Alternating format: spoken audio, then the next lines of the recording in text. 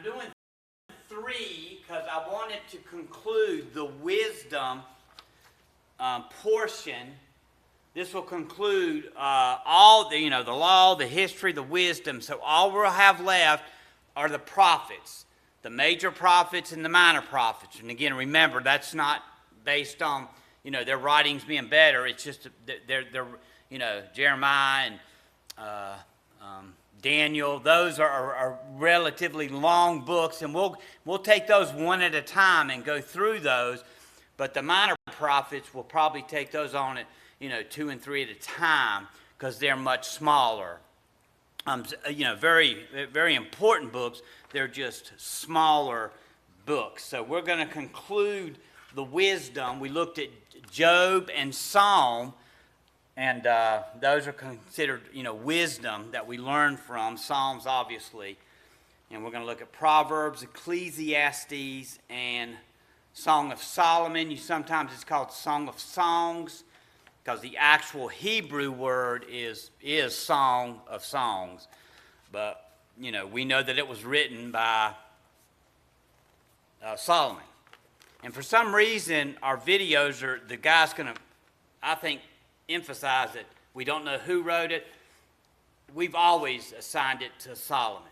Always. And most scholars will tell you Solomon wrote, most of the Proverbs, Song of Solomon and Ecclesiastes. I'm not sure why they want to portray that he didn't, but he did. So I would ask you to take that with a grain of salt. I mean, you could challenge any book of the Old Testament because it was written so long ago, the authorship. But just pointing that out. So first we will do Proverbs. We all know Proverbs. We probably have our favorite Proverbs. I got a few on here we're going to look at. So Proverbs, Ecclesiastes, and Song of Solomon. So as I always ask you, why are these books important? What is important about these wisdom books that we call them? I mean, you could argue he was the wisest man ever. He asked for wisdom. God gave him wisdom, and he does have wisdom. He has some incredible things to say. I mean, they're really beautiful. How he got off the rails so much, that really tells you what money, well, I was going to avoid that, but, just having whatever you want. A lot of times we buy a lottery ticket or, we pray for certain things. And, I think it's a blessing sometimes that we don't get those things that we need. But God is normally very good about giving us our needs. Not that we want. We may think that'll be great and it changed my life for the better. But not always. Rarely does it ever. But so it's important, I think, for, like Sharon said, for the wisdom. There's so much wisdom in this. Now, Song of Solomon does get a little racy. That's not a good word. It's really in depth, and a lot of people think, and I'm one of those, it's really about, Christ and his people, God and his people. The relationship is an intimate one. It really is. Your relationship with God, I hope, is an intimate relationship.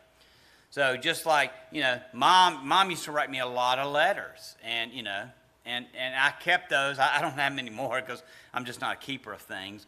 But I kept those and reread those. And, I did because, my affection for her. So I hope, your affection for God keeps you in his word. So let's look at Proverbs first, written by King Solomon, around, 900, 800 BC. And really Proverbs it's really always juxtaposing, two things, wise and foolish. It's kind of how Solomon wrote those, wise and foolish. It's kind of the theme of what he's talking about, the love and hate, the goodness and, the not so good. So the wisdom and the folly or the worldly is there's a scale here. Okay, if you do this, this will happen. But if you do this, it won't happen. One of the Proverbs, a man reaps what he sows. Now, does that happen 100% of the time? Not always. Some people can. I know personally some people who were diligent about saving and not overspending, and they lost everything in their old age. It was heartbreaking. They fell into a scam that they literally, one of those things, you get a text or an email and you click on it, they lost everything. So, it's just a general saying, we reap what we sow. Now, today they call it, and I hate even saying this word, I hate this word, karma. Please, if you use that word in your vernacular or vocabulary, cut it out. It is karma. You reap what you sow, meaning, if you're going to play with fire, you're probably going to get burned. But we like to call it karma. Oh, that person cut in front of me, so they're going to get theirs. They'll get something bad happen to them. So please don't use the word karma if you are. And so, Proverbs does have a kind of an underlying theme of suffering,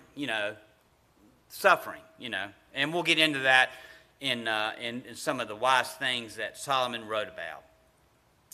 It's broken down that I want to make sure. Let me just grab it. Sorry, I thought I had one up there. Proverbs, Ecclesiastes. I want to make sure I had it right on the slides.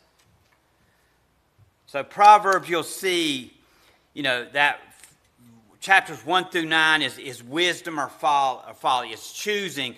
If you're wise, you reap what you sow.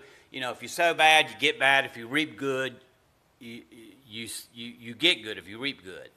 So the first 9 chapters are talking about that juxtaposing, that comparison. And then it's when he gets into the real good Proverbs, the wise words, and that's 10 through 29. And then he concludes with Agur, which had Mom here to help me with these enunciations. Agur. So he gives some good words too. He kind of comes humbly, and then he gives some words. But also Lemuel, he's a king. He's not a Jew. He's from somewhere else. We don't know much about him. But Lemuel's a king, and he says a few things in the first couple of chapters of 31. But it concludes. We all know Proverbs 31. I hope you do as a man at least. It's the virtues of a godly woman is what's written in Proverbs 31. So, if your son or daughter or grandchildren, ask you, hey, granddad, what kind of woman should I go for? You always say a Proverbs 31 woman is who you want. And that's really, my story in college. I broke up with my high school sweetheart because I wanted to strictly focus on running. And then literally, this is no joke. This is the honest truth. 2 weeks after I broke up with her, Mom comes into my life. And I literally, I thought, she's a godly woman. She's what I'm looking for. 5 years from now, she'll be what I'm looking for. So Mom and I literally got engaged 3 months later. So, 1st of November, I'm breaking up with my high school sweetheart. I've been dating her over a year.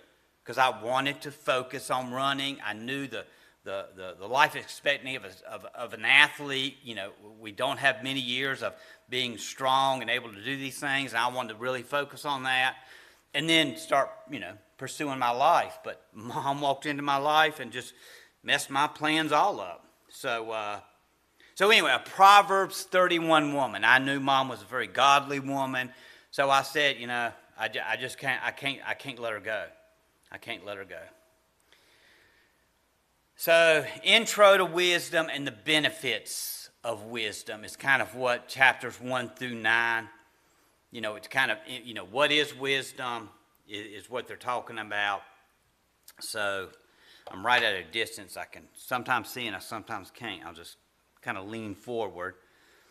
So, how to understand God's character and his morality. Sometimes, God's ways are sometimes we don't understand them. And only in hindsight do we start to understand them. Why certain, sometimes suffering or tragedy or, plans that we had don't go the right way. And we think, God, why did you do it that way? And sometimes, at least for me that is, I can always look back on life and I say, I have a much better explanation for that. So those are kind of the first, 9 chapters. Then we get into 10 through 29, which again is just literally all these, pithy statements. They're just very, just wise statements. Sometimes Proverbs is hard to sit down and read chapter 1 to 31. But you've heard me say numbers of times, you really should try to read a proverb a day each month. There's 31, typically 31 days in a month. You should try to read one proverb, and it really does have some great sayings. Some of the ones that I could think of just the top of my head, fear of the Lord is the beginning of knowledge. Proverbs 1:7. I don't memorize where they are. I just know they are a proverb. Proverbs 3:5. Trust in the Lord with all your heart, and lean not on your own understanding. I mean, I'm sure you've heard that one. Proverbs 13:24. Spare the rod. Well, yeah, but it's spare the rod, hates the son, but he who's diligent in discipline shows love. So, but yes, that's the abbreviated. Spare the rod, spoil the child. So, again, Proverbs 15, a soft answer turns away wrath. So, we need to be, humble and loving in our responses, truthful, but, stand on God's word. Pride goes before destruction and a haughty spirit before the fall. And again, we say pride goes before the fall, which is just an abbreviated way of saying it. Proverbs 22, train up a child in the ways of the Lord, and he will never depart. And we've all heard this from Proverbs 27, iron sharpens iron is the beginning, man sharpens man. So, we need to be able to sharpen each other. Do y'all have some favorites that, there's so many of them. My favorite story, and I've shared with you before, I was in a business meeting at my church I grew up in and baptized my children in, and we were conducting business, and there was somebody that made a motion to give some money to a family who didn't attend very often. And it was like $300, $400. I can't remember what it was to pray for. But I remember one of the deacons saying, God helps those who help themselves. There was an implication there that, they probably weren't real good at managing their money. Like they might have had the big screen, 85-inch TV, but, their yard wasn't mowed. It's kind of like that. And I'm not judging them. But I remember that pastor saying that. And for years, I thought that was a proverb. I really did. God helps those who help themselves. Until I discovered that's really the anti-gospel. Because the gospel is you can't help yourself, God can. You can't work your way to heaven. God's worked it for you. So you just put your faith in God. So, God helps. How many's heard that saying before? God helps those who help themselves. Yeah, that is not in the Bible. So, for years I thought it was. Not until I started reading the Bible did I realize God helps us. But looking back, I thought, that's pretty crummy for that guy to say that because, he was trying to say, hey, they need to show a little effort too. It's in welfare. So, anyway. Anybody else have a proverb maybe I didn't mention that you like? Okay. We got to move quick.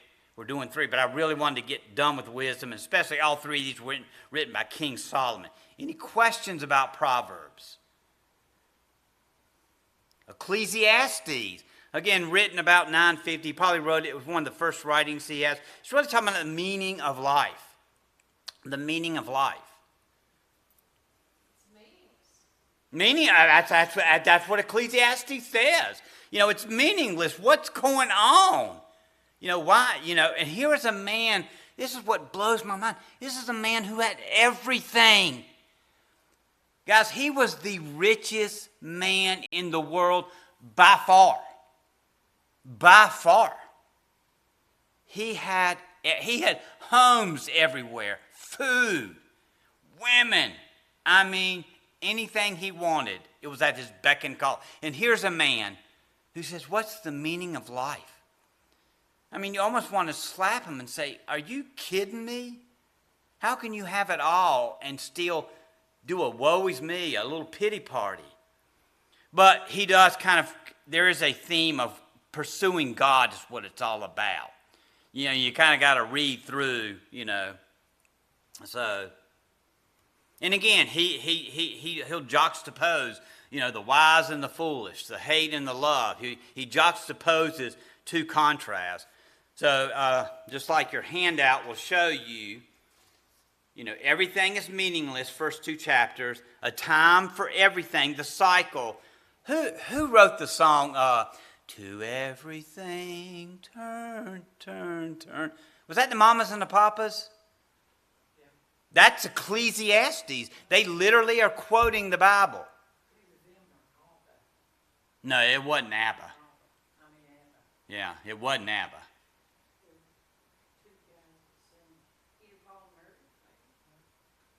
It could have been. It could have been Paul Simon and Simon and Garfunkel. I can't remember because it's the 60s songs and I'm just not into 60s music. But that's from Ecclesiastes. So those lyrics are from Ecclesiastes if you've ever heard the song. That's what it is. There is a season, a time to live, a time to die, time to be born, a time to live. So it's just that contrast that Solomon's talking about.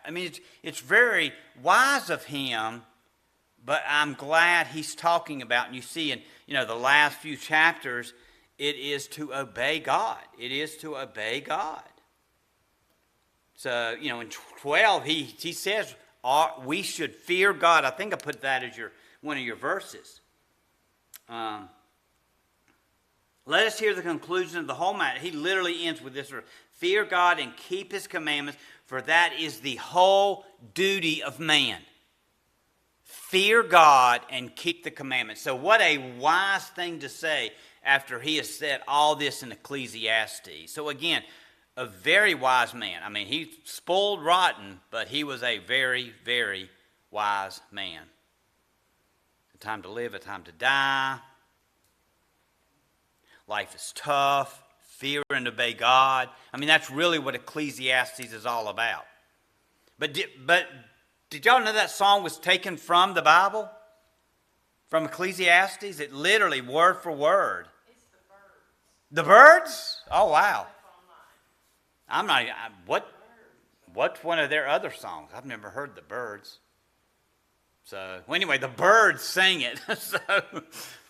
But I should have had it up there because I think it would be listened just to hear a few notes. So, questions about Ecclesiastes. So, guys, I want you to take good notes, and you have time to take more notes when we watch the video. I don't want to repeat a lot of what they talk about as well.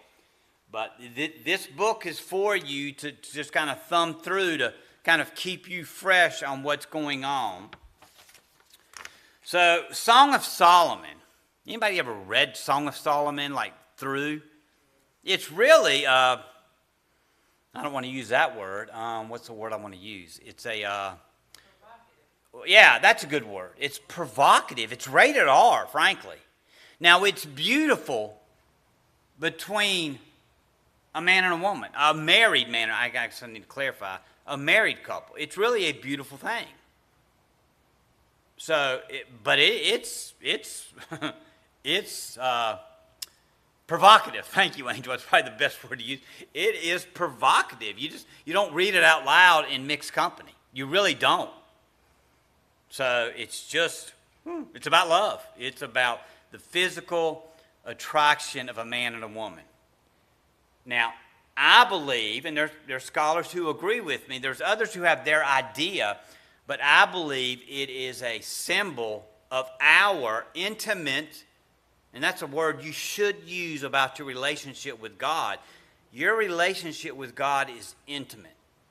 Now, we got to be careful. In no way am I saying sexual. I'm just saying an intimate, close, personal relation.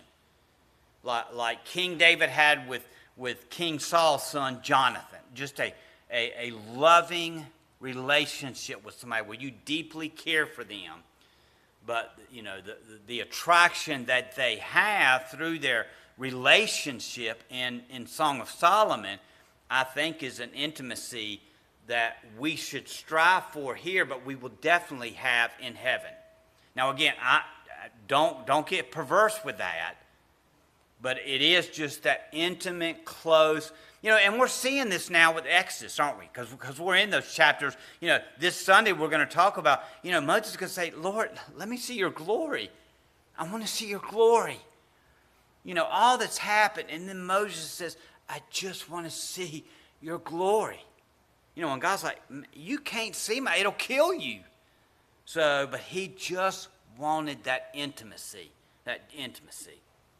You know, you very seldom hear pastors preaching. Well, and I think it's fair, Sharon, and you know, because it's really we need you know, and we need to be careful how we talk about certain subjects.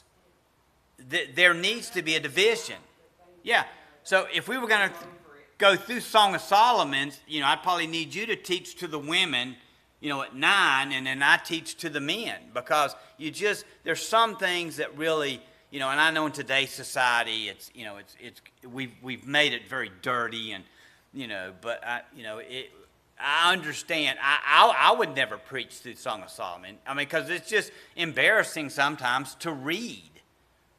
So, and again, a mixed I could do it to all men's. If we had a men's conference, yeah, I wouldn't have any problem talking openly. Angel? It's the evil in the world that puts the dirty connotation to the word. Yes. Well, and I've said, and I will always say, man takes the good blessings of God and we corrupt them. Money is a blessing from God. It's a useful tool. Man corrupts them. Everything God's given us that's good, food, we overeat. You know, gluttony is a sin. You know, it's a sin to overeat. So, we just don't talk about that because 40% of America is overweight. So, Isn't that one of the 7 sins that God despises? I think it is, Sharon, but I'm not going to say yes. It's not the 7 things God hates. But it is. It is. Up there with them. Well, I mean, we are told not to indulge. I mean, it's okay to drink, and I know a lot of people don't like when I say that, especially Baptists.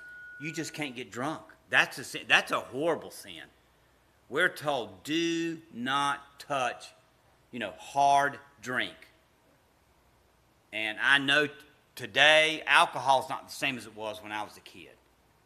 Beer, wine, it's all got so much more alcohol in it now because that's what sells.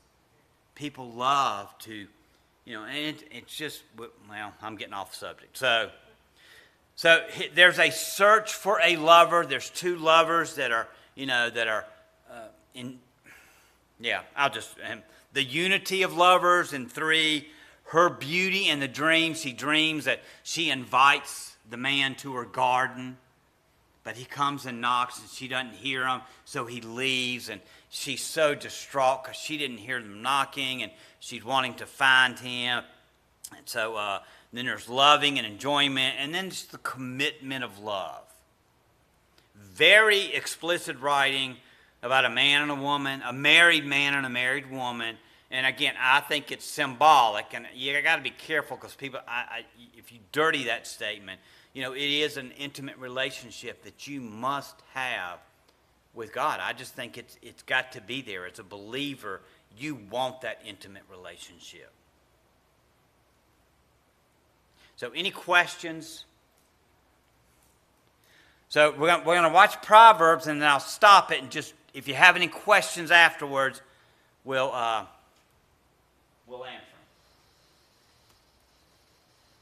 them.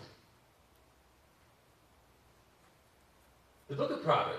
The word proverb typically refers to a short, clever saying that offers some kind of wisdom, and this book has a lot of those. But they're almost all in the center section of the book, chapters 10 to 29. But there is way more going on in the book of Proverbs, especially at the beginning, chapters 1 through 9, and the conclusion, chapters 30 and 31. The book's been designed with an introduction, chapter 1, verses 1 through 9, and it first of all links this book to King Solomon. Now remember the story in 1 Kings chapter 3. Solomon had asked God for wisdom to lead Israel well. And so Solomon became known as the wisest man in the ancient world. And we're told in 1 Kings chapter 4 that he wrote thousands of proverbs and poems and collected knowledge about plants and animals. So Solomon was like the fountainhead of Israel's wisdom literature. So while not all the material in this book is written by him personally, he is where Israel's wisdom tradition began. The introduction says that by reading this book, you too can gain wisdom. Now, wisdom for most of us means knowledge, but the Hebrew word chokhmah means much more than just mental activity. It refers to action also. So think skill or applied knowledge. This is why back in the book of Exodus, chapter 31, it was artists and craftsmen in Israel who were said to have chokhmah. So the purpose of this book is to help you develop a set of practical skills for living well in God's world. And this gets linked with another key idea in the introduction, the fear of the Lord. Now, fear here is not about terror. It's about a healthy sense of reverence and awe for God and about my place in the universe. It's a moral mindset that recognizes I am not God and that I don't get to make up my own definitions of good and evil and right and wrong. Rather, I need to humble myself before God and embrace God's definition of right and wrong, even when that's inconvenient for me. Now, this introduction leads us into the first main section of the book, chapters 1 through 9, which also doesn't contain short one-liner proverbs. Rather, what we find here are 10 speeches from a father to a son about how the son should listen to wisdom and cultivate the fear of the Lord and live accordingly, which means a life of virtue and integrity and generosity, all of which lead to success and peace. The father warns his son also about folly and evil and stupid decisions that will breed selfishness and pride, all leading to ruin and shame. And so the son should make the pursuit of wisdom and the fear of the Lord his highest goal in life. And this way of thinking, it forms the moral logic of this entire book. Now, these speeches from the Father also clue us into what biblical wisdom literature is and how it's different from other parts of the Bible. These books explore how to live well in God's world, but wisdom is not the same as law, like what Moses gave Israel at Mount Sinai. And it's not the same as prophecy, divine speech to God's people. Rather, wisdom literature has the accumulated insight of God's people through the generations about how to live in a way that honors God and others. And so, through the book of Proverbs now, these human words about wisdom have been put together as God's word and wisdom to his people, which connects to the other thing you find in chapters 1 through 9. There are 4 poems from Lady Wisdom. Here, wisdom has been poetically personified as a woman who calls out to humanity to pay attention and to seek her. Wisdom says that she is woven into the fabric of the universe, and so wherever you see people making wise decisions, they are relying on her. So you see someone being generous, or having sexual integrity, or upholding justice. They are drawing on wisdom.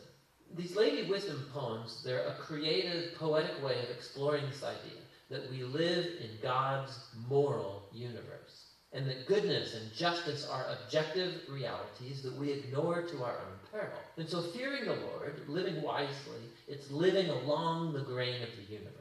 Now together, these 2 sets of speeches from the Father and Lady Wisdom, they make a powerful claim about this book, that you're not simply reading good advice, you're reading God's own invitation to learn wisdom from previous generations.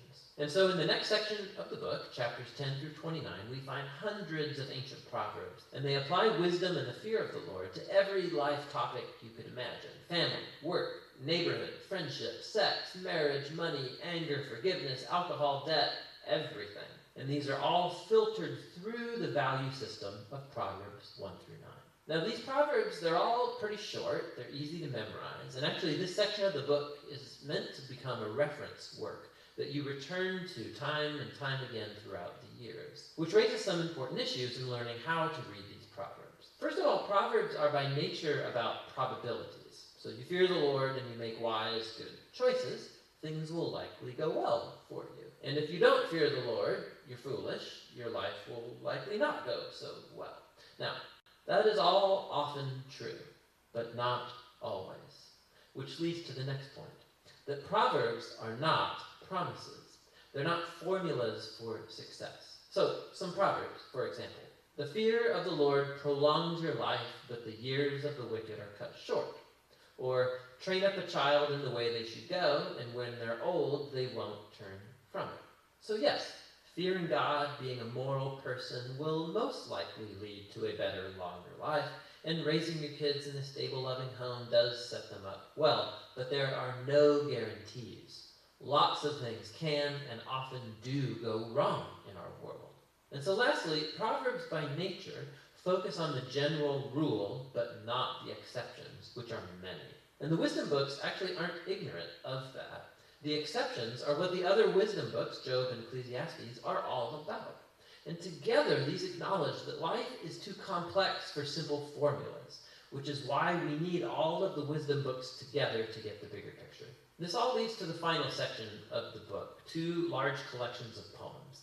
First, poems from a man named Agur, who begins by acknowledging his own ignorance and folly and his great need for God's wisdom. And then Agur discovers that divine wisdom has been given to him in the scriptures, which teach him how to live well. And so Agur is put before us as like a model reader of the book of Proverbs, somebody who's always open to hearing God's wisdom through the scriptures. The final poems are connected to a man named Lemuel. He's a non-Israelite king, and he passes on the wisdom that was given to him by his mom. It's guidance for being a wise and just leader. And then the final poem is an acrostic, or an alphabet poem, where each line begins with a new letter of the Hebrew alphabet. And the entire poem's about the woman of noble character. It depicts a woman who lives according to the wisdom of Proverbs and stands like a model of someone who takes God's wisdom and then translates it into practical decisions in everyday life, at work or at home, in her family and in her community. So the book opened with words from a father to a son about listening to Lady Wisdom, and so now the book closes by offering the words of a mother to her son about a woman who lives wisely. The book of Proverbs is for every person in every season of life. It's a guide for living wisely and well in God's good world. And that's what the book of Proverbs is all about. So just remember how Solomon had some great wisdom things to say. He wrote a lot of things. He was a very wise man. Now, again, he went off the rails pretty quick, but he had a lot of wisdom. So he's going to kind of say the opposite in the Song of Solomon. So I just want you to remember all the great things about wisdom he said about Solomon. Any questions about Proverbs? Any questions? Fear of the Lord is very important.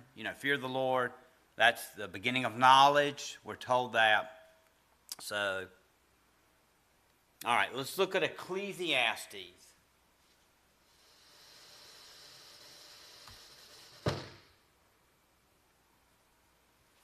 The book of Ecclesiastes, it's part of the Bible's wisdom literature, and it opens with this line: the words of Kohelet, the son of David, king in Jerusalem. Now in Hebrew, the word Kohelet means someone who has gathered people together.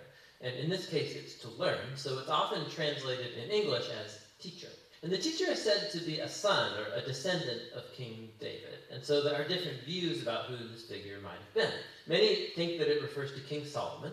others to maybe one of the later kings of David's line, and still others think that it's actually a later Israelite teacher who has adopted a Solomon-like persona as a teaching aid. Whichever of these views is correct, the key thing is to recognize that the teacher is a character in the book and is different than the author of the book, who remains anonymous. So we do hear the teacher's voice for most of the book, but it's actually a different voice, the author, who introduces us to the teacher in the first sentence, and then at the end concludes the book by summarizing and evaluating everything the teacher just said. So the author is someone who wants us to hear all that the teacher has to say, and then help us process it and form our own conclusion. So what does the teacher have to say? Well, the author summarizes the teacher's basic message at the beginning and right at the end, and it's Hevel, Hevel. Everything is utterly Hevel.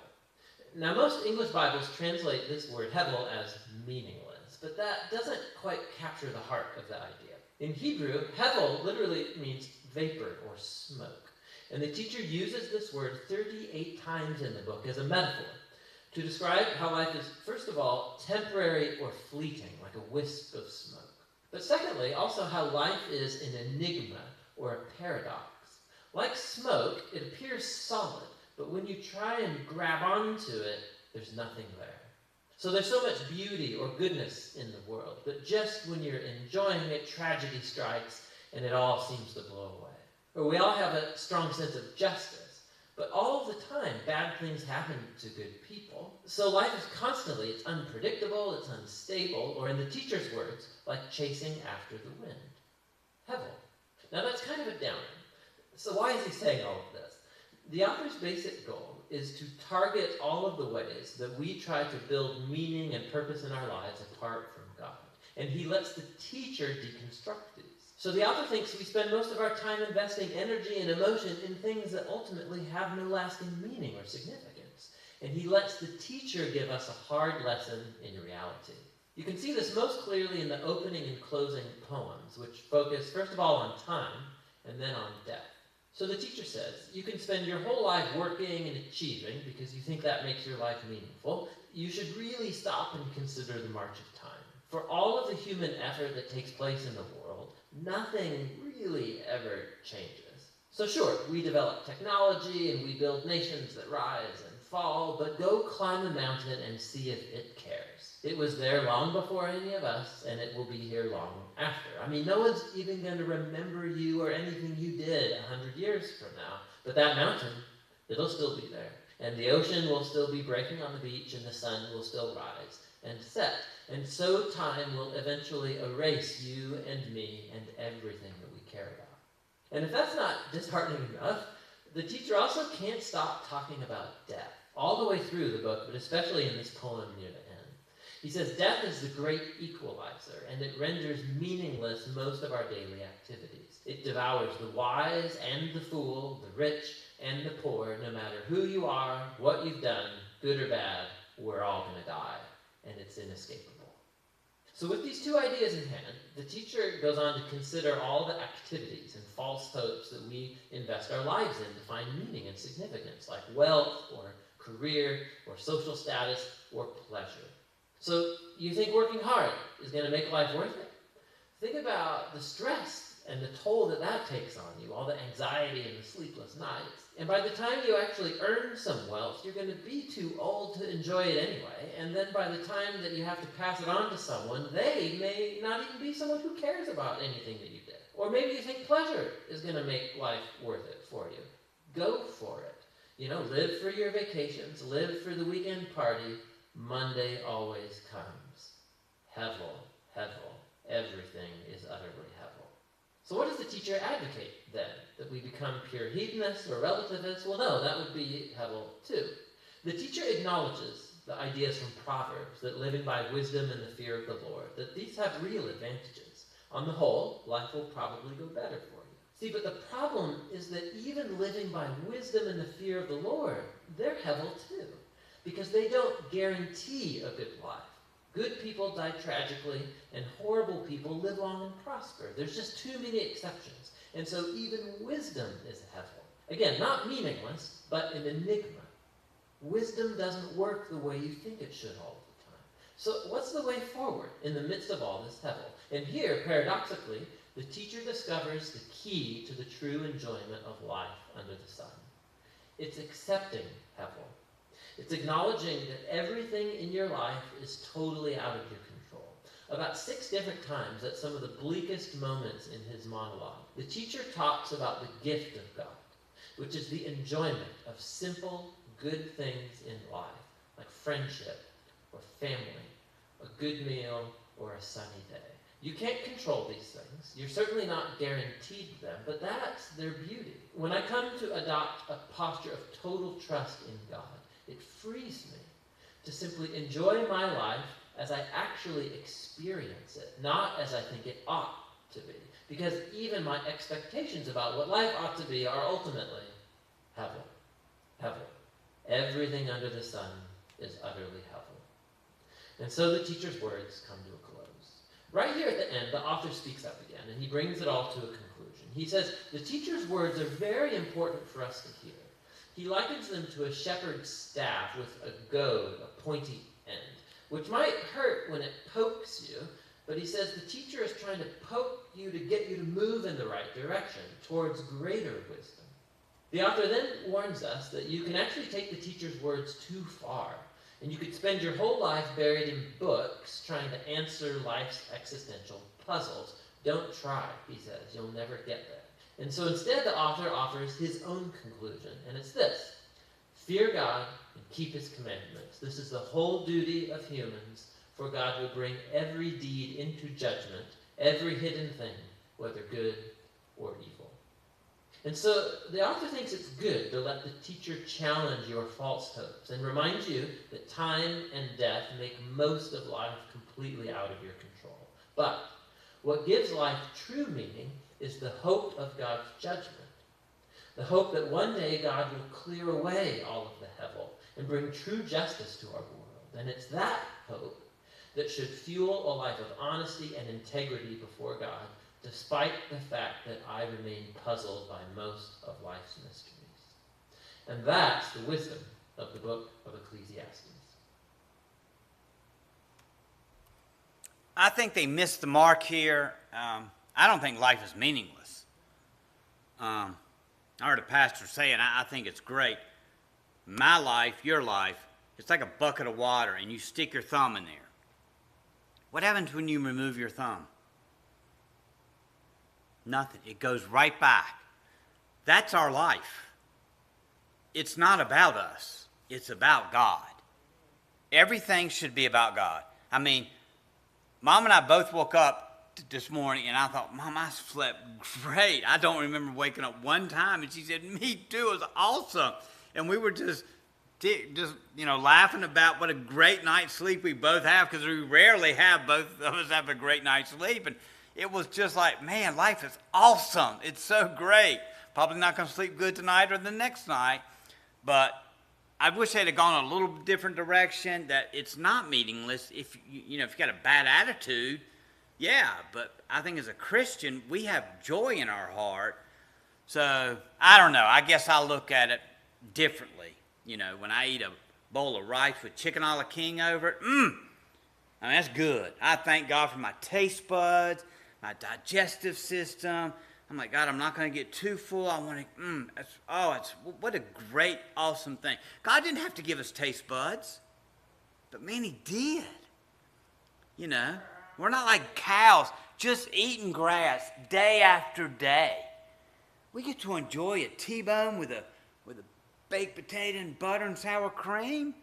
I mean, that's a blessing. So, hevel, it is. It's a gift from God, and I truly, truly look at it that way. You can ask Mom. I talk about it a lot. I go, this is good. I'm so glad God gave us taste buds and a nice place to sit and eat it. We're not on the side of the road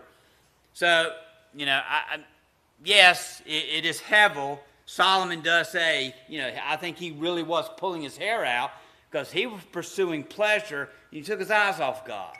And that's where his downfall was. But I think you can take the good moments in life. Yes, we're all going to have hiccups and bumps. Everybody is.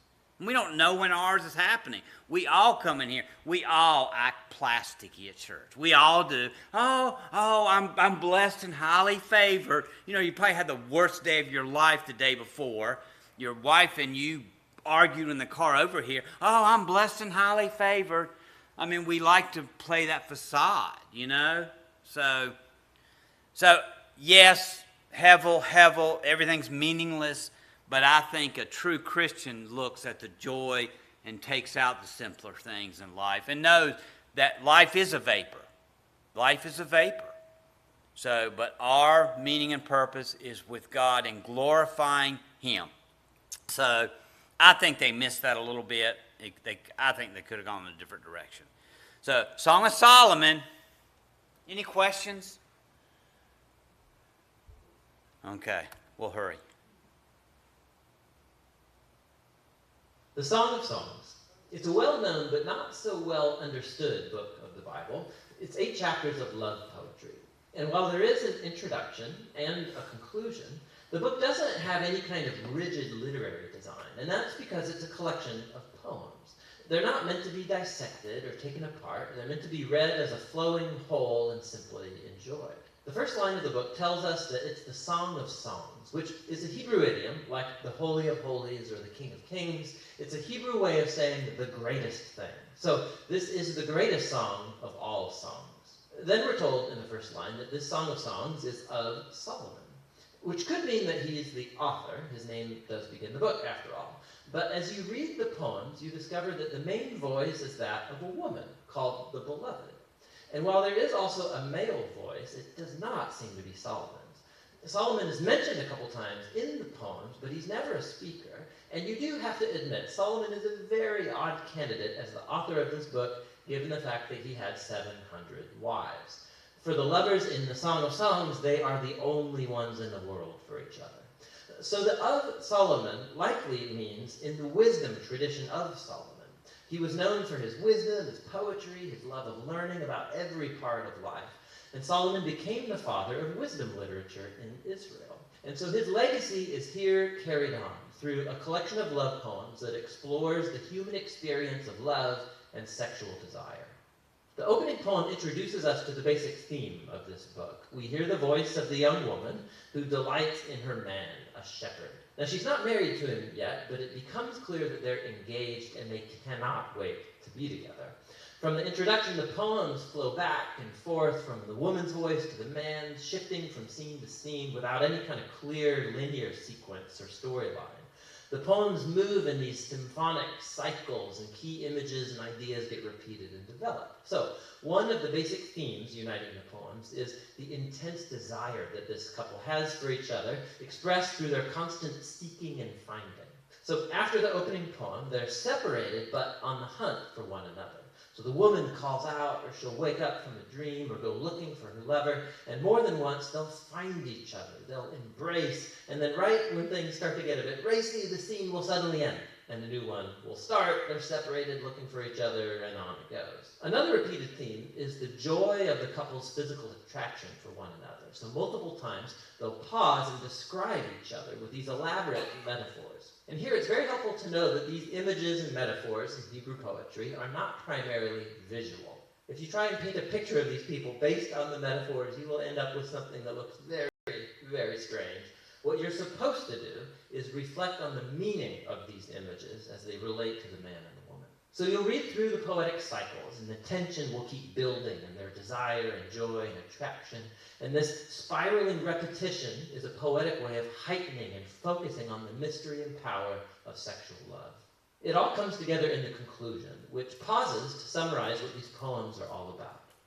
Love is as strong as death. Its passions are as severe as the grave. Its flashes are of fire, a divine flame. Many waters cannot extinguish love. Rivers cannot sweep it away. If one were to give all the wealth of one's house for love, he would be utterly scorned. The poem highlights the power and the intensity of love, how it's both beautiful but also dangerous. Like fire, love can destroy people if it's abused, or be life-giving if it's protected. Ultimately, love expresses the insatiable human longing to know and be fully known and desired by another. Love is one of the most transcendent and mysterious experiences in human life, and as a part of the Bible's wisdom tradition, this book says it's a gift from God. After this, there's an odd poem about Solomon trying to do what the previous poem just said was impossible, to buy love. The woman rejects Solomon's offer, and then the book concludes with the man and the woman. They're separate once more on the hunt for each other. He calls to hear her voice, she begs him to run away with her, and that's how the book ends. Just totally open-ended. But that's a lot like love, which never truly concludes, because there's always more to discover and pursue in your beloved. And so true love has no end, and neither does this book. Now, through history, the big question raised by the Song of Songs is, what on earth is love poetry doing in the Bible? There have been three main interpretations of this book throughout history. In Jewish tradition, it's been read as an allegory, each character a symbol. So the woman is Israel, the man is God, and their love is a symbol of the covenant between God and Israel made at Mount Sinai and the giving of the Torah. This view flowed into the Christian tradition, but the characters were swapped. So it's about Christ's love for his people, the church. And this interpretation was inspired by Paul's words in Ephesians 5, that a Christian husband's love for his wife is a symbol of Christ's love for the church.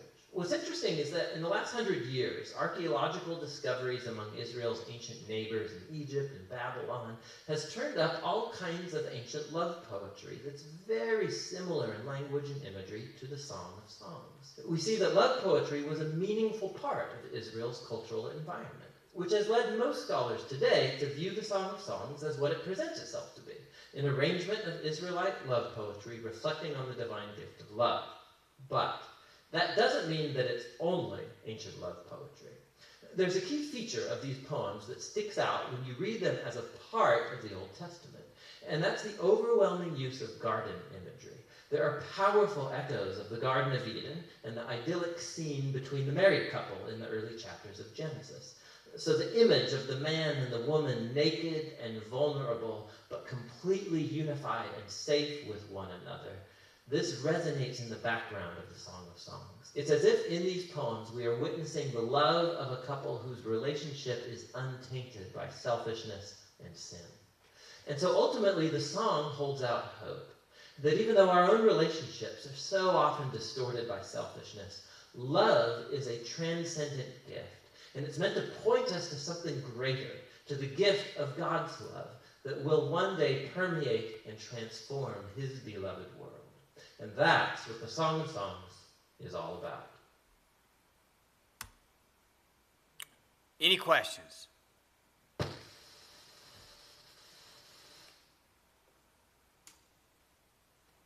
So again, this concludes the wisdom portion. So we'll go into the prophets. So we'll take one at a time for a while, probably the whole month of September and into October, really, because it's, Jeremiah and Daniel and some of the other prophets. So we'll want to focus on, especially Daniel, because that deals with eschatology as well. So Proverbs, Ecclesiastes, Song of Solomon, all of them written by Solomon. Scholars have thought that for 2,000 years. So I do know why I think that they're trying to go another direction. But anyway, so very relevant, but we don't often read these. But we need to, definitely Proverbs, but also Ecclesiastes and Song of Solomon. Any final questions? All right, let's pray.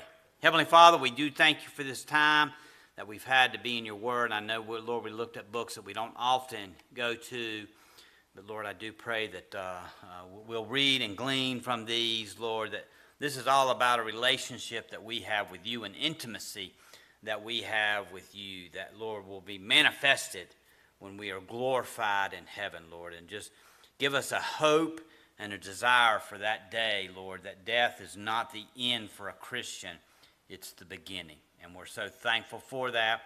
Lord, I just ask that you would bless our time together Sunday, our communion, Lord, and we thank you for your awesome, wonderful love, and especially the most loving thing you ever did was give us your Son, Jesus Christ, and it's in his name I pray. Amen. Thank you all.